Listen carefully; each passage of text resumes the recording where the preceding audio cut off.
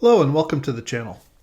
So one of the things that I like to do is give myself a challenge. And this is something that I do to just improve the way I see things, improve my photography. And I also do find it to be just a lot of fun. This gives me one more reason to get out there. I gave myself the challenge of trying to take photos for black and white.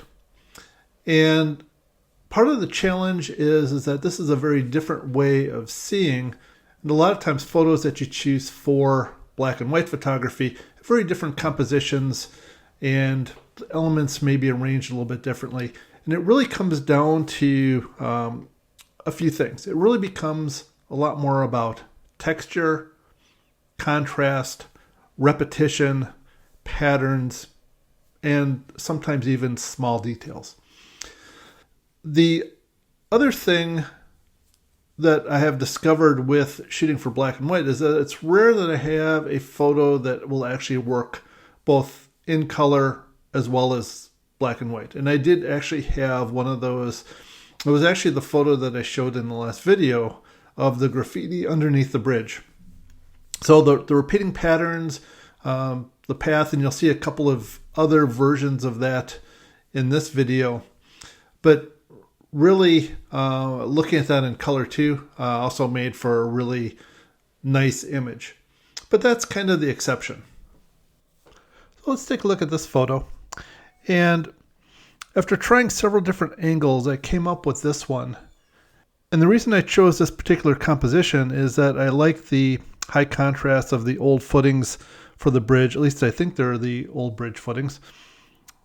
And I also liked that I had that nice repeating pattern, and it just kind of led diagonally across the screen.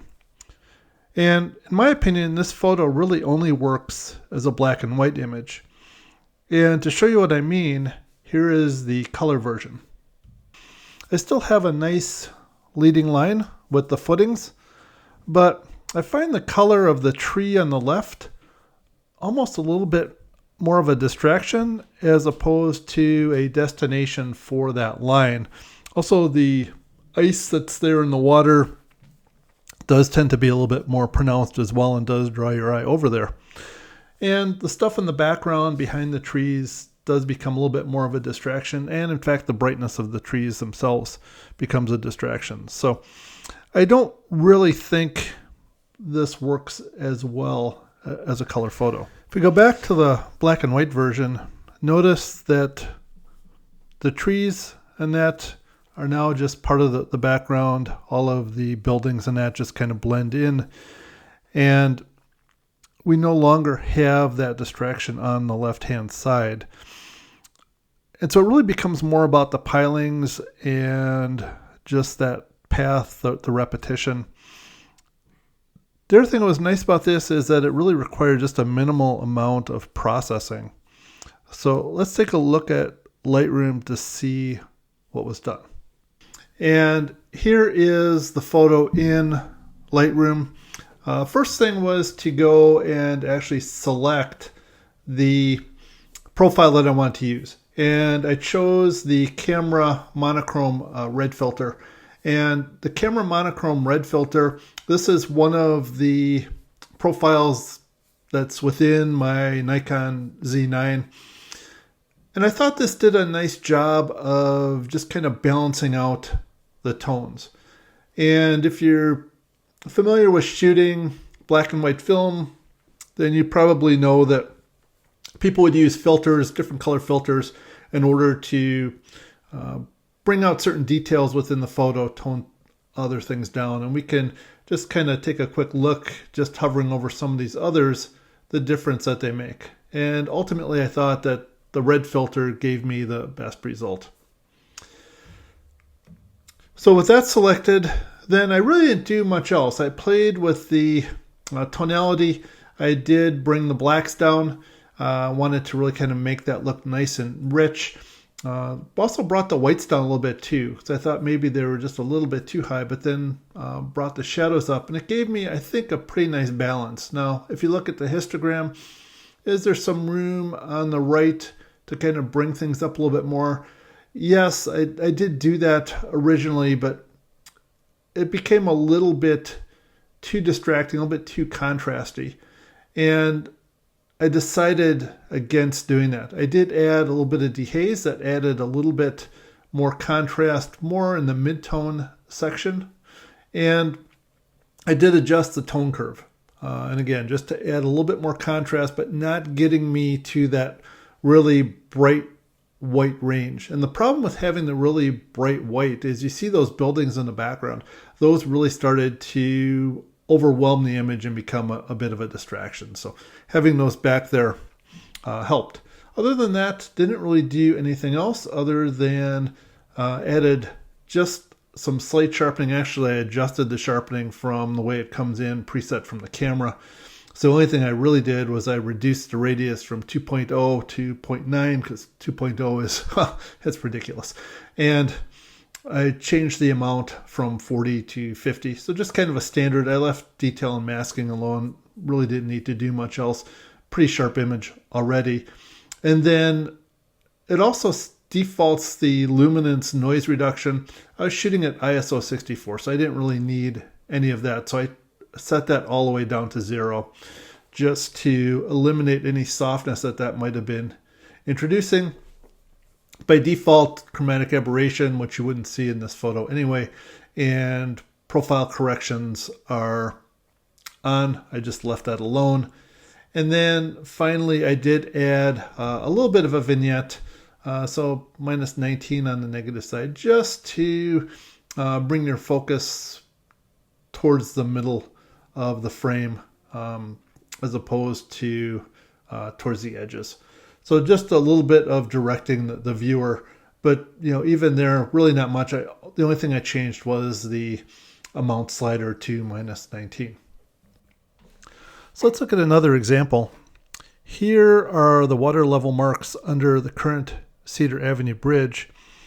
And while the background adds some nice context to the photo, I didn't want it to compete with my main subject. And in the color version, it definitely does that. And what I really want to do here was just really bring out those markings. And so I was able to really push the highlights and the shadows and pull that out. Now, the thing that's interesting is there's a sliver of sky between the bridge there, and that is actually completely blown out, but it's really not noticeable in the image. With the bike path, I wanted the shot of it coming off the bridge, but really play with the shadows. And initially, I did overcook this one a little bit, and I did end up having to back it off. But I really did end up liking the results of this. And both of these photos I created using Nick Silver Effects. And I don't have any affiliation with DxO, the maker of Nick Silver Effects, but I have been using their software as a plugin for Lightroom for over 15 years. And it gives me so much control over things like contrast, structure, color sensitivity, and even the ability to adjust the sensitivity of colors, which can really help fine tune. So huge fan of the software. And like I said, I've been using it for quite a while. Overall, I had 12 photos that I really liked that came out of this outing. And here is a slideshow of those photos.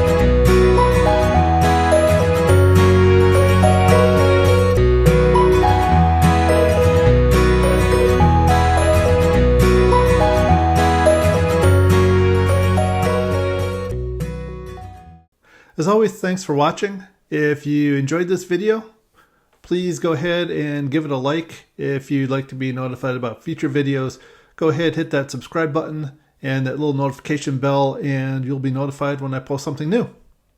Bye.